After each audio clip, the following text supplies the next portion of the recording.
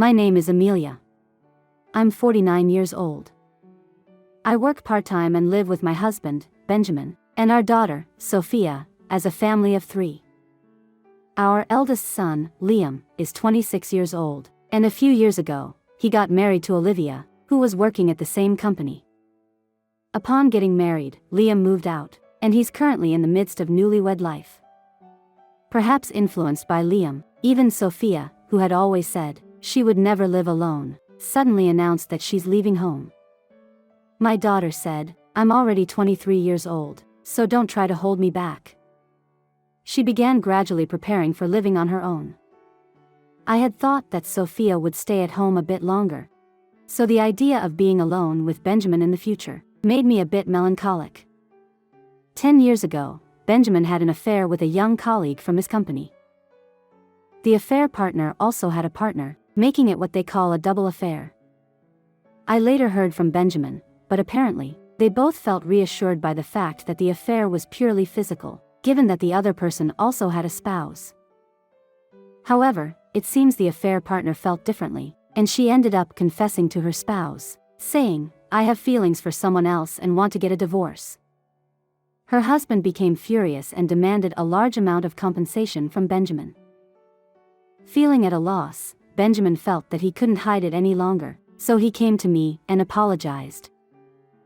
I was deeply surprised, and I felt emotions like anger and sadness, but Benjamin looked so pitiful, and I thought that even a century-long love could cool down. However, at that time, our children were still underage, so I didn't choose the option of divorce. 10 long years have passed since then, but I couldn't completely get rid of my distrust and disgust toward Benjamin. Because of that, I felt a bit anxious about living alone with him. But then again, we're both older. There's no need to worry about affairs anymore. I made up my mind and decided to forget about the affair, preparing to live alone with Benjamin. One day, I received a call from Liam, and he told me that he wasn't feeling well. The other day, Liam had mentioned to Olivia, "I want to go to the hospital." To which she responded, "If there's nothing seriously wrong, it's a waste of money. Can't you wait until the next health checkup?" But the next health checkup is 3 months away. Liam reluctantly agreed in the end, but this wasn't the first time something like this had happened. Previously, when Liam injured his foot and wanted to go to the hospital, she told him, "It's a waste of money to go to the hospital. Just leave it alone, and it'll heal on its own." She didn't give him any money for the treatment. I felt sorry for him after hearing this, so I gave him money to go to the hospital. Sophia said, "That's a weird wife." But I hadn't seen my son and his wife recently, and I thought I couldn't judge by the testimony from just one of them. Wasn't enough to judge the situation. I transferred the money to Liam for the medical fee and decided to wait and see.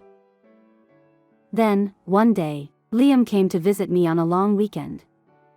Apparently, he came by himself because his wife went on a trip with her friend. Seeing him after a long time, Liam looked thin. Moreover, he was eating so much, as if he hadn't been eating anything at all. "This is delicious. More, please." He was devouring his food like a growing boy. "Mom, I need to talk to you." After finishing the meal, Liam began to talk with a solemn expression. "What's wrong?" "Well, you see. Recently, Olivia has been buying luxury items a lot. For about a year now, Liam has been giving all his salary to Olivia, and entrusted her with managing the household finances.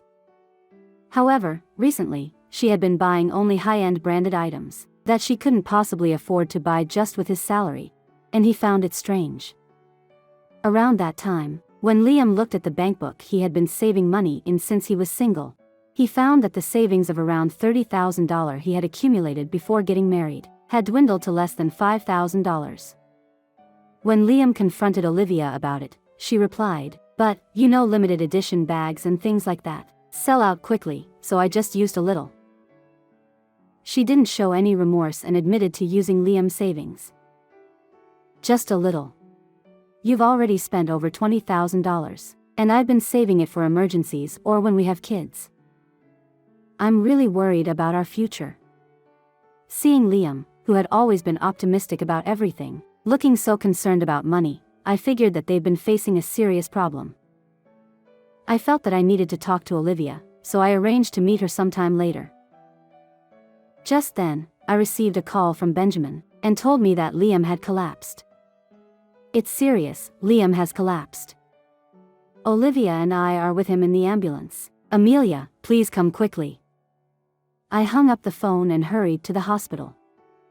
Since Liam couldn't find a job for a long time, my husband helped him to get a job at his company, and they've been working together. Therefore, when Liam collapsed at work, Benjamin and Olivia, who were at the workplace, accompanied him to the hospital. "How is Liam? Is he okay?" "Oh, Amelia, you're making such a fuss. We're in a hospital, you know.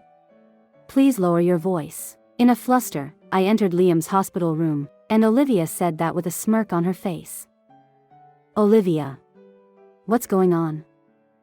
I questioned Olivia, who didn't seem to be worried at all, without thinking, "But, come on now, Amelia, you're overreacting." She just laughed and evaded the question. How could she be laughing when Liam has collapsed? Even Benjamin, who had sounded frantic on the phone, now seems calm, casually sipping canned coffee, and he doesn't seem to question Olivia's attitude in any way. As I thought that it was suspicious, I asked Benjamina and Olivia to leave the room, so that I could talk to Liam alone. "Liam, are you alright? What happened?" "Thanks for coming, Mom. But I just fainted a bit." "Just a bit? Maybe because I haven't been eating much lately." "Haha." Liam answered with a smile, trying not to worry me. Since Liam seemed reluctant to discuss the situation further, I decided to ask about something that had been bothering me. "Haven't you lost too much weight recently? I've been so worried. What kind of diet have you been following?" Liam lowered his gaze and awkwardly replied, "Well, you see, Olivia doesn't cook at home." It turned out that Olivia had stopped cooking altogether at some point, and recently, she had even stopped doing household chores. She only gives him $100 a month, and he had to manage all his meals for the month with that. "Mom, where is Liam?" While I was talking with Liam, Sophia arrived at the hospital, looking anxious like me. As soon as Sophia saw Liam's face, she raised her voice and asked, "Liam, you've been saying you're not feeling well for a while. Why didn't you go to the hospital?"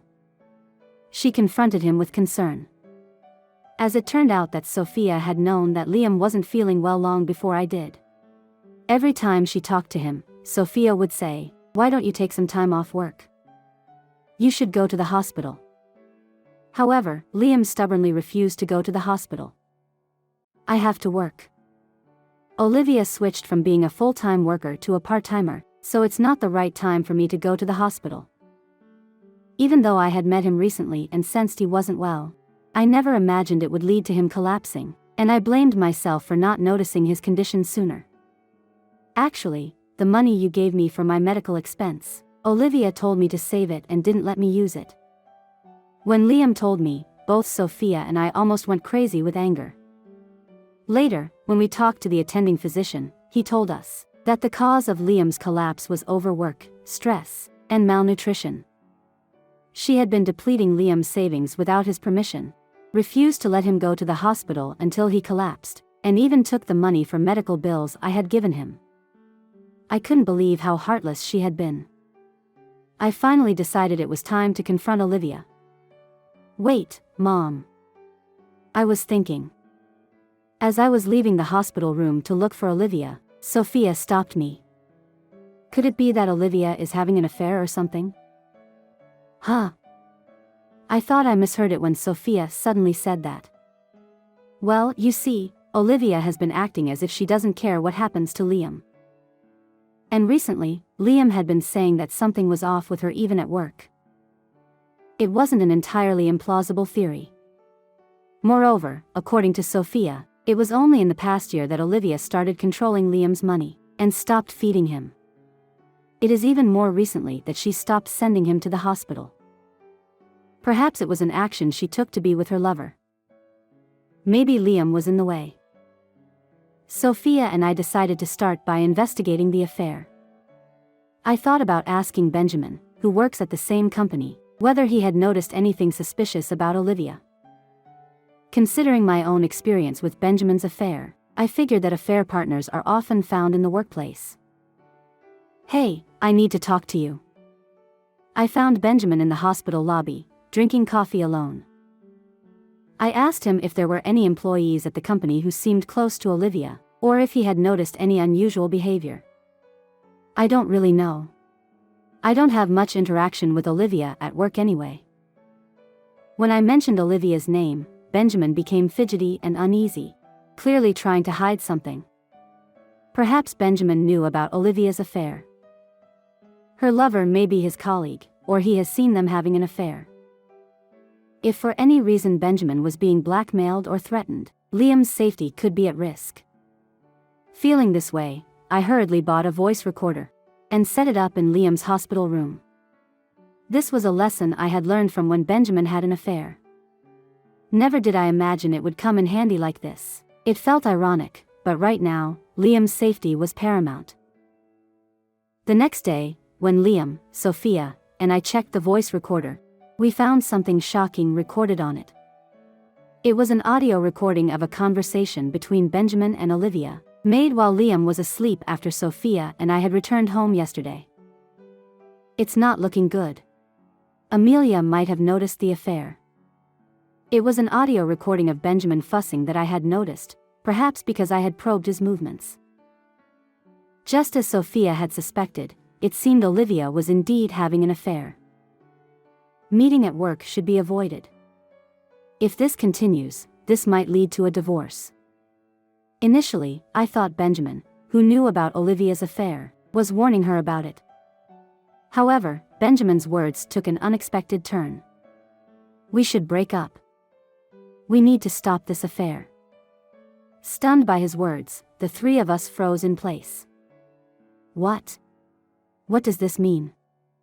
Dad and Olivia.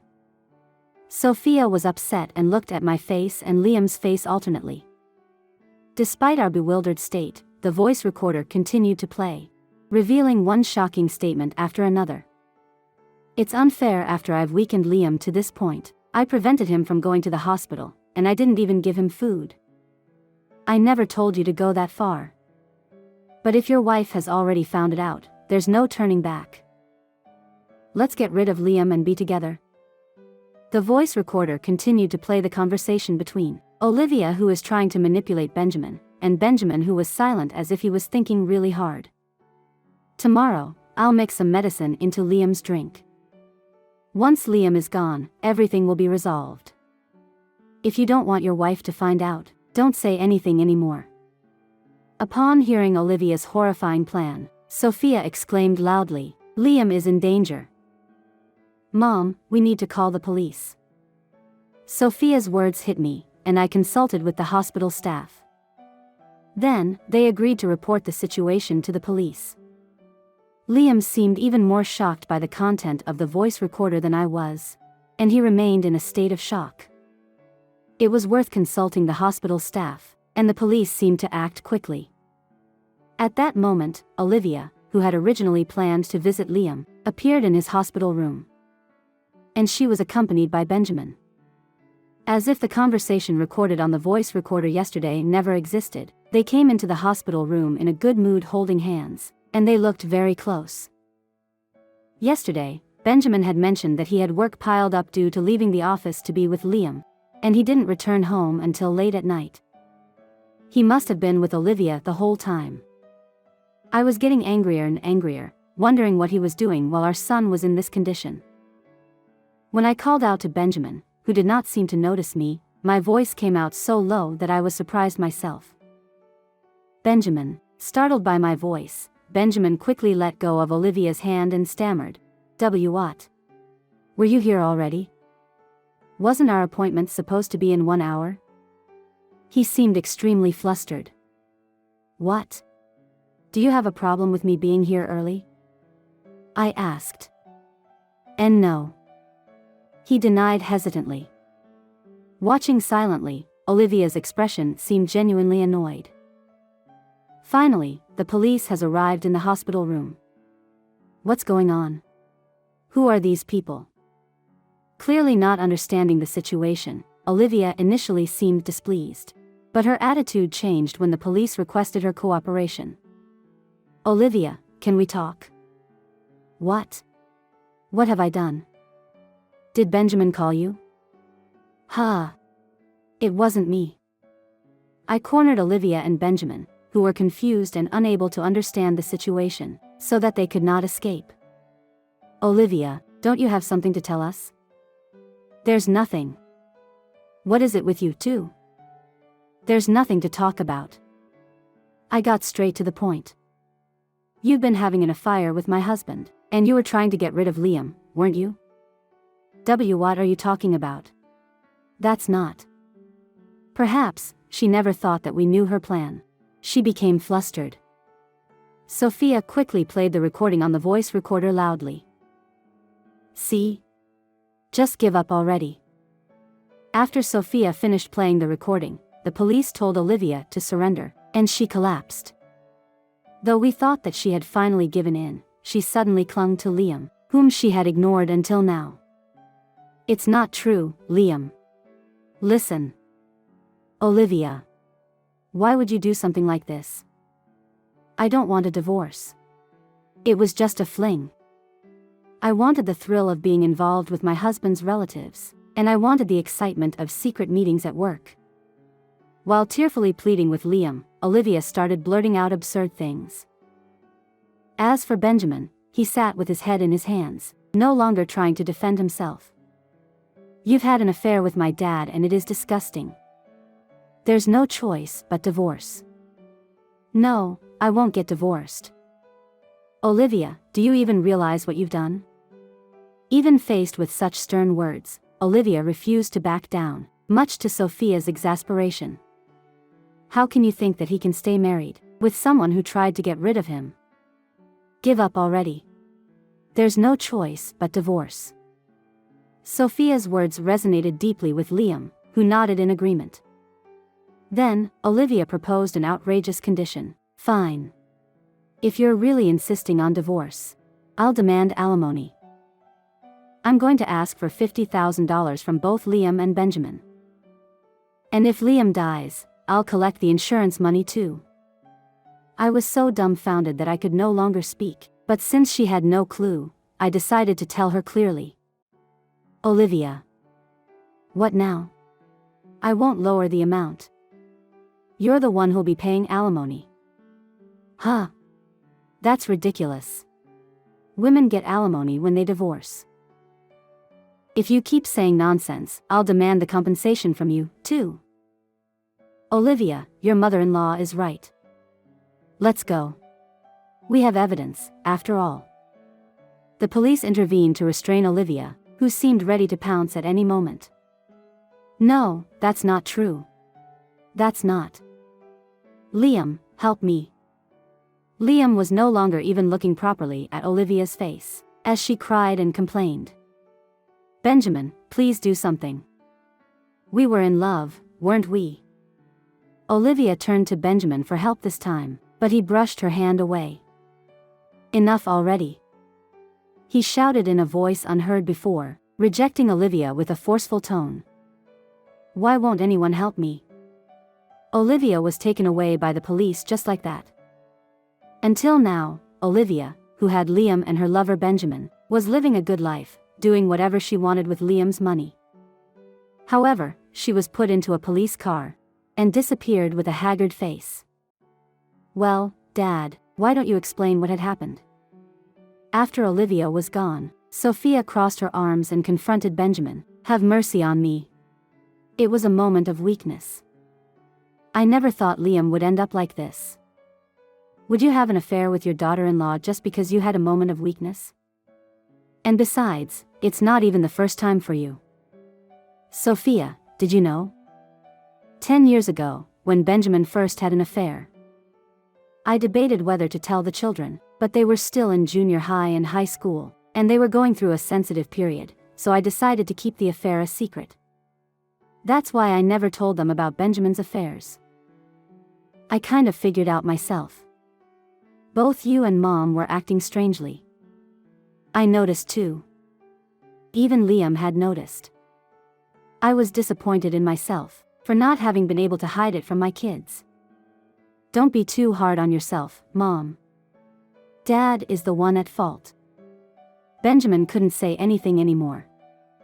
Just leave the house for a while. Please. All right. When you're ready to let me come back home, let me know. Benjamin, looking somehow diminished, with drooping shoulders, left the hospital room. 3 days later, Liam was able to leave the hospital safely. Olivia was arrested. Even so, neither Liam nor I were satisfied, so we hired a lawyer and demanded compensation from Olivia. Liam, of course, also filed for divorce. Olivia's mother sold off all the luxury items that Olivia had bought while they were married, and used the money, along with Olivia's savings, for compensation. Olivia apparently wailed, "They are my luxury items and my savings." Even at this point, Olivia's parents shouldered the remaining compensation that Olivia couldn't pay. Olivia's mother was in tears when Olivia did not stop speaking offensively, despite receiving so much help. I wonder where I went wrong in raising her. When my family and I heard this whole series of events from the lawyer, we were utterly amazed at how hopeless Olivia seemed. However, Olivia, who had been disowned by her parents due to this incident, was left with nowhere to turn. Since we don't know what Olivia is up to in the future, we also obtained a restraining order, so that she won't be able to come back to Liam after she is released from the prison. As for me, in the end, I had lost all trust in Benjamin, who had been unrepentantly unfaithful twice. The wounds that had started to heal over the past 10 years were now irreparably worsened by the most intense and awful situation, as an affair with our daughter-in-law. Not only that, but also because he didn't stop Olivia from trying to get rid of Liam. I realized I could no longer live with him, so I decided to get a divorce. Benjamin did try to resist, but perhaps realizing the weight of his own wrongdoings, he surprisingly agreed more readily than I had expected. Sophia promised to support Liam until his wounds healed, and put her plans for living alone on hold, and now I'm living happily with Sophia and Liam.